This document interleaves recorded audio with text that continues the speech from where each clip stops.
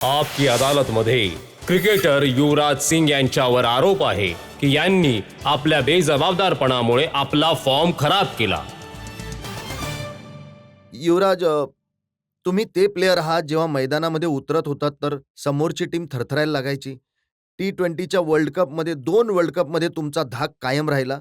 पण मागच्या वर्षभरापासून आम्ही बघत आहोत IPLच्या 14 मॅचमध्ये तुम्ही फक्त 255 रन बनवले. वर्ल्ड कप T20च्या 5 मॅचमध्ये फक्त 72 रन.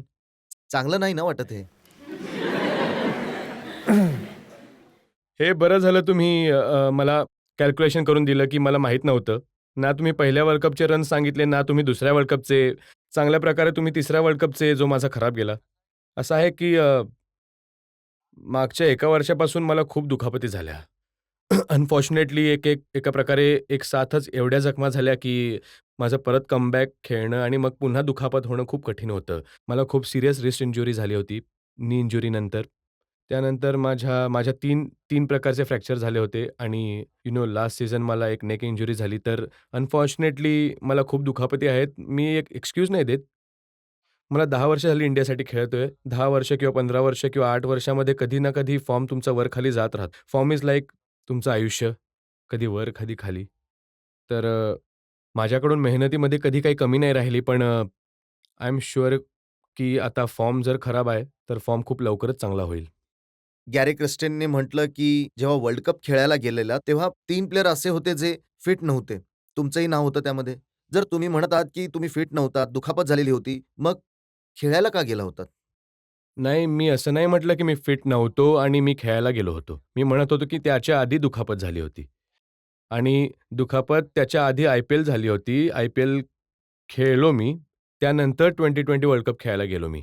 आणि मला हे नाही वाटत आमच्या कोचने कधी कोणाला टार्गेट केलंय. ते असे व्यक्ती नाहीच आहेत की कोणाला टार्गेट करतील. जर रेकॉर्ड पाहिला तर ही विचित्र गोष्ट आहे की प्रत्येक मोठ्या टुर्नामेंटच्या आधी युवराज सिंगच्या एकतर मनावर जखम होत असते किंवा शरीरावर जखम होत असते.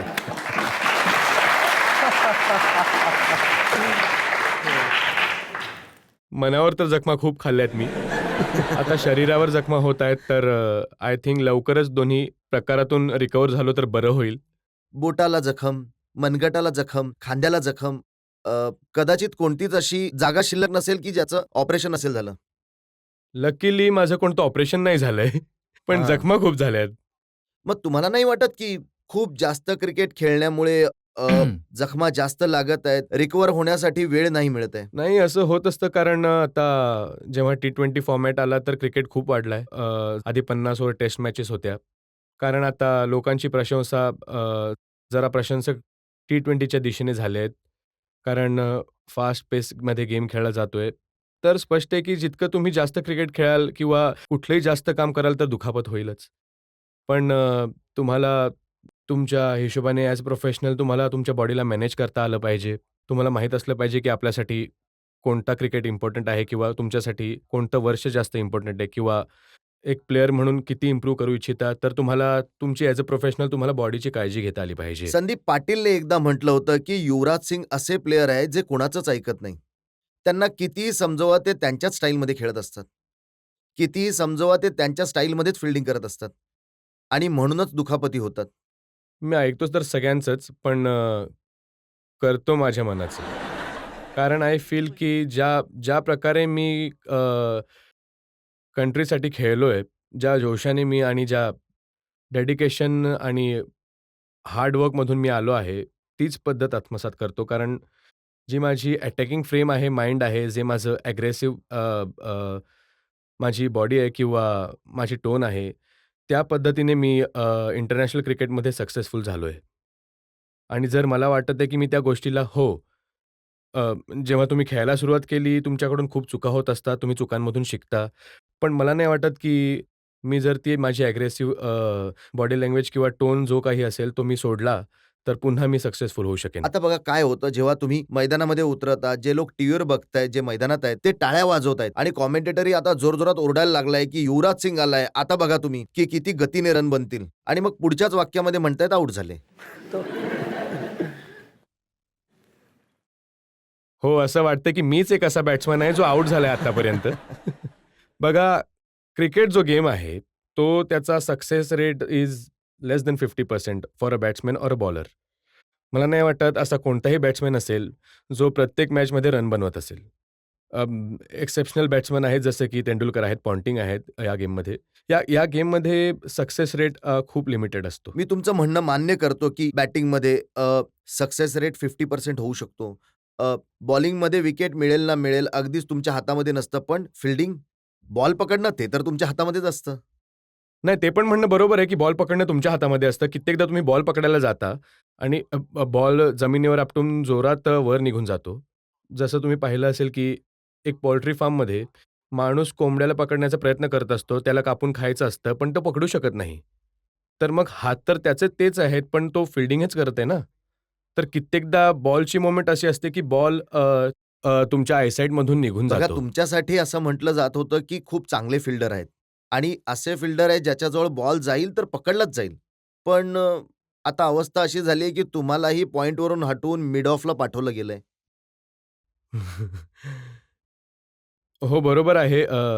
मी स्वतःच पॉइंटवर निघून मिड ऑफवर गेलो होतो. कारण मला नाही वाटत, की मी मागच्या वर्षांमध्ये पॉइंटवर करू शकेन काम. कारण माझ्या दुखापती खूप झाल्या आहेत. आणि दुखापतीनंतर जेव्हा तुम्ही येता, तुम्हाला थोडा वेळ लागतो त्या पोझिशनवर जाण्यासाठी. आणि पॉइंट माझ्या मते तरी वन डे क्रिकेट किंवा टेस्ट क्रिकेटमध्ये अशी जागा आहे, जिथे बॉल खूप जास्त येत असतात आणि खूप वेगाने येत असतात. तर त्यासाठी तुमचे रिफ्लेक्सेस 100% असले पाहिजे, तुमची बॉडी 100% फिट असली पाहिजे. आणि अ, तुमच्यात काही कमी जसं काही जखम नसली पाहिजे शरीरात. तर मागच्या 2 टुर्नामेंटमध्ये मी पॉइंटवर फील्डिंग केली आहे आणि मला चांगलं वाटत होतं. मी अपेक्षा करतो की लवकरच फिट होऊन मी पुन्हा परत पॉइंटवर येऊन फील्डिंग करेन. तुम्ही म्हणताय की जी काही कमतरता होती त्यामध्ये खूप मोठा रोल तुमच्या जखमेचा होता. पण नाही, नाही, मी असं नाही बोललो की की रोल फक्त जखमेचा होता. मी बोललो की मला जखमा त्यावेळेस खूप झाल्या होत्या. पण त्याचा परिणाम तुमच्या गेमवरही झाला. हो, अगदीच. पण पेपरमध्ये काय लिहिलं गेलंय, IPLमध्ये जेव्हा तुम्ही खेळत होतात, तेव्हा तुम्ही जाणून-बुजून अंडर परफॉर्मन्स केलात, कारण संगकाराला किंग्ज इलेव्हनचा कॅप्टन बनवलं होतं. तुमची सुट्टी करण्यात आली होती. जे वाईट बोललं जातं तर मला त्या गोष्टीची पर्वा इतकी नसते, की ठीक आहे तुम्ही खराब खेळत असता, तुम्ही एका क्रिटिसिझममध्ये येता, तुम्ही चांगलं खेळता, लोक तुमची स्तुती करतात. पण हे जे एलिगेशन आहे ते, की जाणून तो परफॉर्म करत नाहीये. कारण त्यांना कॅप्टन बनवलं हे खूप चुकीचं एलिगेशन आहे. It is as strong allegation as match fixing. आणि जे की अगदीच एक्सेप्टेबल नव्हतं. मला खूप हर्ट झालं ते. It was very hurting. आणि पण लोकांना ही गोष्ट नाही लक्षात आली. ज्यांनी पण ते रिपोर्ट्स माझ्याबद्दल बोलले किंवा पाठवले मला माहिती आहे. मला नाही आवडत त्यांच्याबद्दल बोलणं. पण मी त्यावेळेस 2 महिन्यांपासून जखमी होतो. माझी रिस्ट इंजर्ड होती खूप वाईट प्रकारे आणि मला 2 महिने लागले होते परत येण्यासाठी. आणि आधीच्या 2-3 मॅचेसमध्ये मी बॉल चांगल्या प्रकारे मारू पण शकलो नव्हतो, कारण एक बिल्डअप असतो इंज्युरीनंतर. हळू-हळू तुम्ही फॉर्ममध्ये येत असता, तुमची फिटनेस बेटर होत असते. त्यावेळेस आम्ही मॅचेस पण हारलो. आणि हे ॲलिगेशन लावलं आणि संघकारासोबत बसून मी चर्चाही केली. आय वॉज व्हेरी हॅपी की तो कॅप्टन्सी करावी टीमची आणि कारण तो श्रीलंकेचा कॅप्टन आहे, तर आय एम शुअर आमच्या फ्रँचायझींना वाटत होतं की तो कॅप्टन व्हावा. पण तुम्ही डेफिनेटली T20चे उत्तम खेळाडू आहात. T20चे जास्त एक्सपिरियन्स प्लेयर आहात. T20चे जास्त मोठे स्टार आहात. तर तुम्हाला नाही वाटत की संघकारासारखा व्यक्ती कॅप्टन व्हावा आणि तुम्ही त्याच्या अंडर नाही, खेळावं? अशी कोणती इगो इश्यूवाली गोष्ट नाही आहे की तो कॅप्टन असेल आणि मी त्याच्या अंडर खेळावं. ॲज अ कॅप्टन तुमचा खूप मोठा सन्मान आहे खेळणं. मी 2 वर्ष पंजाबसाठी खूप चांगलं केलं होतं. फर्स्ट इयर सेमीफायनलला गेलो. सेकंड इयर जर आम्ही लास्ट मॅच जिंकलो असतो, तर सेमीफायनलला परत पोहोचलो असतो. अनफॉर्च्युनेटली पोहोचलो नाही. तर असा काही इगो इश्यू नाही असत, की यार मी याच्याखाली का खेळावं? संघकारा खूप उत्तम खेळाडू आहे वर्ल्डचा किंवा कोणीही असा प्लेयर असेल, धोनी त्याच्या अंडर मी खेळत असेन, सगळे कॅप्टन ज्यांच्या अंडर मी खेळत असेन, तर असा काही इगो इश्यू नाहीये, की ते फक्त एक हाइप क्रिएट करण्यासाठी किंवा किंवा कॉन्ट्रोव्हर्सी करण्यासाठी अशा गोष्टी म्हटल्या जात आहेत. जनतेमधून ज्या लोकांना प्रश्न विचारायचे आहेत, जेव्हा तुम्ही सतत अयशस्वी होत असता, तर कोणत्या गोष्टीवर सगळ्यात जास्त विश्वास ठेवता? देवावर की मेहनतीवर? देवावर तर विश्वास प्रत्येक माणसाचा असतोच आणि मेहनत देखील अ, करावी लागते तेवढीच. कित्येकदा जेव्हा तुम्हाला अपयश मिळत असेल, तर तुम्हाला मेहनत जास्त करावी लागते. विश्वासाबरोबरच काही क्रिकेटर्स अंधविश्वास पण ठेवत असतात. जसं की ग्राउंडवर जाण्याआधी ते काही करत असतात, काही करतात अशा प्रकारे. Superstitious. हो. हो, ते सगळ्यांचं वेगवेगळं असतं. कित्येकदा प्लेयर्स सतत चांगलं प्रदर्शन करत असतात, तर त्यांना एक प्रकारे असं विश्वास बनतो, की माझ्याजवळ ही बॅट आहे, यामुळे माझे रन्स बनतायत. तर काही प्लेयरचं असं असतं, की लेफ्ट पॅड ते आधी घालतात, त्यानंतर राईट घालतात. तर त्याप्रकारे एक स्वतःचा एक विश्वास बनला जातो. तुमचा एक सुद्धा आपला कशावर विश्वास आहे? मी लहान असताना मी ऐकलं होतं, की तेंडुलकर लेफ्ट पॅड आधी घालतात. मी पण तेच त्यांनाच कॉपी करत असतो. आमच्या एका टीममध्ये प्लेयर आहे श्रीशांत. तो तर बसमधून उतरतच नाही जोपर्यंत सगळे उतरत नाहीत. तर त्यांना खेचलं जातं बसमधून. ते कशासाठी? कारण त्यांना विश्वास आहे, की जर ते सगळ्यात शेवटी उतरले, तर त्यांचा परफॉर्मन्स चांगला होईल.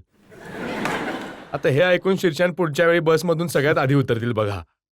पेपरमध्ये एक मोठी इंटरेस्टिंग गोष्ट छापली आहे. लिहिलंय की युवराज सिंगचा हल्लीचा खराब फॉर्म यामुळे आहे की त्यांच्या केतूची अंतर्दशा खराब आहे. आणि त्या ज्योतिषांच्या अनुसार डिसेंबर 2010 नंतर युवराज सिंग या अवस्थेतून वर येतील. तर म्हणजे आणखी 4 महिने वेट करावं लागेल.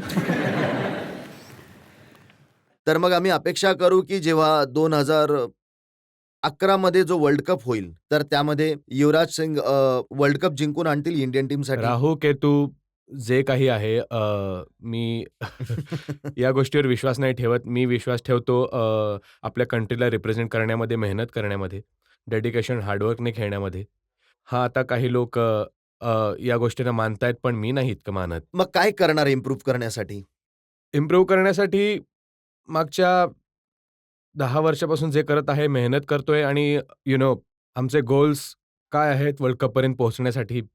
आमची जी नेक्स्ट सीरीज आहे त्यावर कॉन्सन्ट्रेट करणं, ऑस्ट्रेलिया, न्यूझीलंड, साऊथ आफ्रिका आणि जितके पण चांगल्या शेपमध्ये बॉडी स्ट्राँग राहील आणि मेंटली इतका फोकस राहील, जितके डिस्ट्रॅक्शन्स जे तुम्ही सांगत आहात, या सगळ्यांपासून लांब राहीन, पेपर कमी वाचेन, टीव्ही कमी बघेन आणि आपल्या क्रिकेटवर फक्त लक्ष देईन. आणि तुमच्या बॉडीवर तुमचं वजन खूप वाढलं होतं. आम्ही पाहिलं की जेव्हा मैदानामध्ये उतरतात तेव्हा थोडं पोट दिसून येत होतं.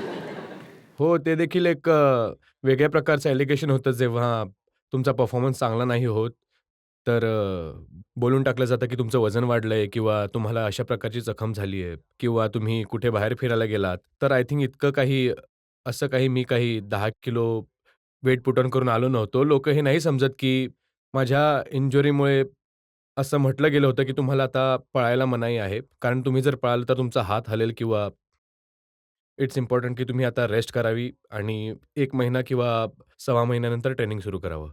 आता हे नाही सांगितलं तुम्ही की पोट कसं काय दिसायला लागलं होतं? पोट हो. पोट जेव्हा तुम्ही बेल्ट टाईट बांधतात, तर तुमचं पोट बाहेर दिसून येतं. तर आता मी शोवर आलो, तो बेल्ट थोडा सेट केलेला आहे, त्यामुळे माझं पोट दिसणार नाही. असं असं काही पोट वगैरे दिसून येत नव्हतं. असंच चर्चा सुरू झाली होती. माझ्या मते तरी मी माझ्या बॉडीची खूप काळजी घेतो. कारण ॲज अ प्रोफेशनल मी इंडियासाठी खेळतोय आणि मला माहिती आहे की माझी रिस्पॉन्सिबिलिटी काय आहे टुवर्ड्स माय कंट्री.